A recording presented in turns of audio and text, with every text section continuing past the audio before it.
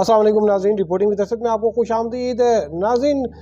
Supreme court ने वज़ीर आज़म शहबाज शरीफ को कहा है कि जो इंटेलिजेंस एजेंसीज़ हैं इनकी हद मुतय्यन करने के लिए कोई कानून साजी करें, और वज़ीर आज़म शहबाज शरीफ जो हैं उन्होंने इस बात की हामी भर ली है और उन्होंने सुप्रीम कोर्ट के जो चीफ़ जस्टिस हैं और सीनियर प्यून जज उनसे मुलाकात के दौरान ये यकीन दहानी करवाई है कि वो इस हवाले से कानून साजी करेंगे ताकि जो इंटेलिजेंस एजेंसीज़ हैं वो अपनी मुकर्रर करदा जो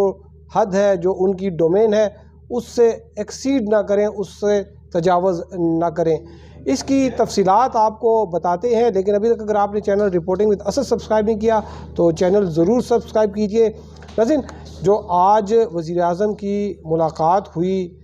जो चीफ़ जस्टिस हैं जस्टिस काजी फ़ाइज़ ईसा और उनके साथ सीनियर प्यून जज थे जस्टिस मंसूर अली शाह, उनसे मुलाकात हुई है। ये तकरीबन 1.5 घंटा मुलाकात जो है वो जारी रही। जस्टिस मंसूर अली शाह जो हैं ये नवंबर में ये चीफ़ जस्टिस ऑफ पाकिस्तान बनेंगे, जब जस्टिस काजी फ़ाइज़ ईसा जो हैं उनकी आइनी मुद्दत पूरी होगी। और वज़ीर आज़म शहबाज शरीफ जो हैं उनके लिए एक जो भी वज़ीर आज़म हो उसके लिए ये बड़ा ज़रूरी होता है कि चीफ़ जस्टिस ऑफ पाकिस्तान जो है उससे उनके अच्छे ताल्लुकात हों, उनसे या अच्छे ताल्लुकात ना भी हों तो कम से कम ताल्लुकात ख़राब ना हो, क्योंकि जो पाकिस्तान की हिस्ट्री है उसमें सिर्फ इंटेलिजेंस एजेंसियाँ ही नहीं बल्कि सुप्रीम कोर्ट भी जो है उसने बड़े बड़े वज़ीर आज़म जो है उनको घर भेज दिया है। सुप्रीम कोर्ट ने जो है वो एक एलामिया जारी किया और इस एलामिया में जो है वो उन्होंने कुछ चीज़ें जो है उनकी तफसीलात बताई हैं कि क्या हुआ जब 6 जजों ने एक शिकायती ख़त लिखा हो जिसमें उन्होंने कहा कि ISI जो है वो अदालती मामलात में मुदाखलत करती है। ये ख़त जो है वो 6 जजेस साहिबान ने इस वजह से लिखा कि जब सुप्रीम कोर्ट का जस्टिस शौकत सिद्दीकी की जो है पटिशन उस पर फ़ैसला आया और उसमें उनको जो है वो उनकी जो बरतरफ़ी थी उसको कलअदम करार दिया गया, उनकी जो पेंशन थी, उनकी तनख्वाहें जो थीं वो उन्होंने बहाल कर दी। तो उस फ़ैसले के बाद जो है ये 6 जजेस जो है उन्होंने लिखा कि जस्टिस शौकत सिद्दीकी जो है उन्होंने इस बात की निशानदही की थी कि जो अदालती मामलात हैं वो उसमें ISI जो है वो मुदाखलत करती है, अपनी मर्ज़ी के बेंचेस बनवाती है ताकि अपनी मर्ज़ी के फ़ैसले लिए जा सकें। तो उन्होंने कहा कि ये सिलसिला अभी भी जारी है और इस पर जो है वो इसकी जो है वो इंक्वायरी करने की ज़रूरत है। उन्होंने कुछ जो है वो मिसालें दी, कुछ जो है केसेस का बताया कि वहाँ पर जो है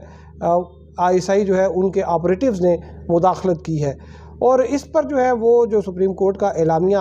आया उसमें ये बात लिखी कि जब ये लेटर जो है 25 मार्च को उनको मिला तो फिर 26 मार्च को जो है उनकी मुलाकात हुई इस्लामाबाद हाई कोर्ट के जजेस साहिबान के साथ, और साथ में जो चीफ़ जस्टिस थे उनके साथ भी मुलाकात हुई हाई कोर्ट के। उसके बाद जो है वो इनकी अटॉर्नी जनरल और वज़ीर कानून से मुलाकात हुई। फिर एक फुल कोर्ट मीटिंग हुई और उसमें एक चीज़ पे जो है वो कंसेंसस डेवलप हुआ कि जो अदलिया की आज़ादी है उस पर कोई सौदेबाजी नहीं की जाएगी और इस किस्म की कि ये एजेंसियों की मुदाखलत जो है वो अदालती मामलात में उसको बिल्कुल बर्दाश्त नहीं किया जाएगा। और उसके बाद जो है वज़ीर आज़म से जो है वो ये भी हुआ फ़ैसला कि वज़ीर आज़म से भी मुलाकात की जाए। जजेस ने जो है जिस बात पर इत्तफ़ाक़ किया था कि अदलिया की जो आज़ादी है और उसको यकीनी बनाया जाए और साथ में जो अदालती मामलात हैं उनमें एजेंसियों की मुदाखलत जो है उसकी रोकथाम की जाए। तो वज़ीर आज़म ने जो है वो इसकी तायीद की। और साथ में जो सुप्रीम कोर्ट से एलामिया जारी हुआ उसमें यह भी लिखा है कि वज़ीर आज़म जो है he had assured them that he will be taking other appropriate measures to ensure an independent judiciary including issuance of directions to the relevant departments, and initiating legislation in accordance with the paragraph 53 of SO Moto number 7 2017 आगे है the Faizabad धरना judgement. अच्छा, फैज़ाबाद धरना judgement के ये जो para 53 है इसमें क्या लिखा हुआ है? इसमें पैरा 53 जो है ये बेसिकली ये कंक्लूजन है जो कंक्लूड किया था उन्होंने अपनी ये केस को। ये सो मोटो केस था जब फैज़ाबाद में TLP ने धरना दिया। उस धरने में जो है वो काफ़ी लोगों को जो है यहाँ पर मुश्किलात भी हुई, जो पुलिस के एहलकार थे उन पर पथराव भी किया गया, वो ज़ख्मी हुए। उस वक्त जो है ये जस्टिस काजी फ़ाइज़ ईसा और जस्टिस मुशीर आलम पर मुश्तमिल जो दो रुकनी बेंच था उन्होंने اس پر جو ہے وہ اپنا فیصلہ دیا تھا، اور اس میں انہوں نے کارروائی کا مطالبہ کیا تھا ان افسران کے خلاف جنہوں نے اس دھرنے کی پشت پناہی کی۔ اس جو دھرنا کی جو ججمنٹ ہے، جس کی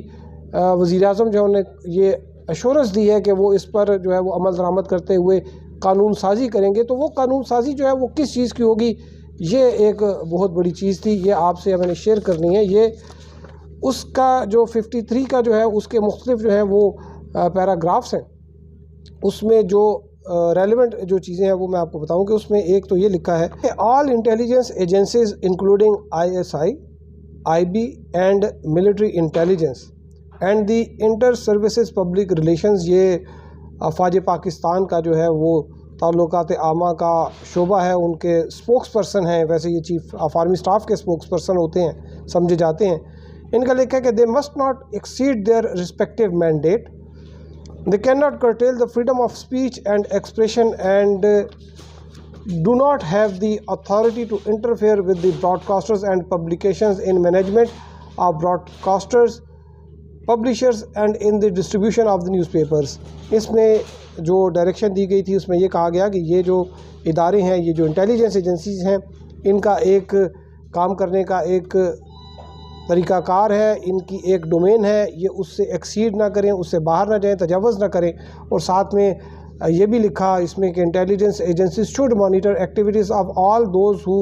threaten the territorial integrity of the country and all those who undermine the security of the people and the state by resorting to or inciting violence. کہ جو انٹیلیجنس ایجنسی ہے بیسیکلی اس ججمنٹ میں ان کا ڈومین بتایا ہے، اور اس کے آگے جو ہے وہ یہ لکھا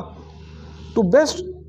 ensure transparency and the rule of law, it would be appropriate to enact laws which clearly stipulate the respective mandates of the intelligence agencies۔ یہ ایک بہت بڑی بات ہے جو کہ جو ہے امپلیمنٹیشن کی وزیر اعظم نے یقین دہانی کی ہے ابھی موجودہ چیف جسٹس کو، اور جو آنے والے چیف جسٹس ہیں ان کو وزیر اعظم نے یہ یقین دلایا ہے کہ وہ اس پر عمل درآمد کرائیں گے۔ اور یہ جو ہے یہ پیراگراف اس میں یہ کہا گیا ہے کہ جو انٹیلیجنس ایجنسیز ہیں ان کا قانون سازی کی جائے ان کے لیے کہ وہ اپنے جو رسپیکٹیو مینڈیٹ ہے وہ اس کو فالو کریں، اس سے تجاوز نہ کریں۔ اور اس کے آگے جو ہے وہ یہ بھی لکھا ہے the constitution emphatically prohibits members of the armed forces from engaging in any kind of political activity which includes supporting a political party, faction or individual. The government of Pakistan through the Ministry of Defence and the respective chiefs of Army and Navy and the Air Force are directed to initiate action against the personnel under their command who are found to have violated their oath۔ تو اس میں ایک چیز جو ہے بڑی clear ہے کہ یہ انہوں نے گورنمنٹ کو یہ بھی ڈائریکشن دی تھی کہ جو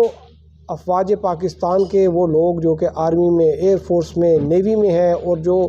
اپنے اوتھ سے جو ہے وہ تجاوز کرتے ہیں، ان کے خلاف وزارت دفاع کے تھرو جو ہے وہ کارروائی کی جائے۔ اور اوتھ کا بھی انہوں نے مینشن کیا کہ جو اوتھ ہے وہ یہ کہتا ہے کہ آپ کسی بھی سیاسی جماعت سے جو ہے اس کی سپورٹ نہیں کریں گے، آپ نیوٹرل رہیں گے۔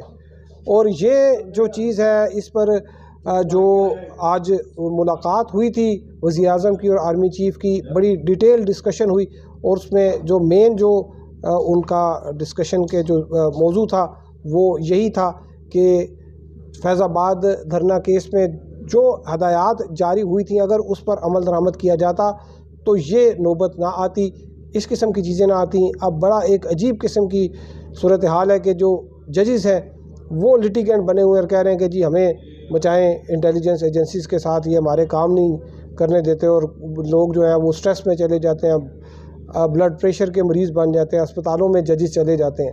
تو یہ جو صورتحال ہے اس پہ وزیر اعظم جو ہیں انہوں نے آج آ کے یہ ایشورنس دی ہے سپریم کورٹ کو کہ وہ اس حوالے سے قانون سازی کریں گے۔ اب یہ قانون سازی کب ہوگی، کیا حکومت یہ قانون سازی کر پائے گی؟ ویسے تو اس میں معمولی اکثریت کی ضرورت ہے، 2/3 اکثریت کی ضرورت نہیں، کیونکہ یہ ایکٹس ہیں، ایکٹ آف پارلیمنٹ، اس میں کوئی قانونی ترمیم کی ضرورت تو نہیں ہے۔ لیکن اگر قانونی ترمیم بھی کرنی پڑے تو PMLN اور پاکستان پیپلز پارٹی ان کے پاس اتنی جو ہے وہ میجورٹی ہے کہ وہ یہ آئینی ترمیم ہے وہ بھی کر سکتے ہیں۔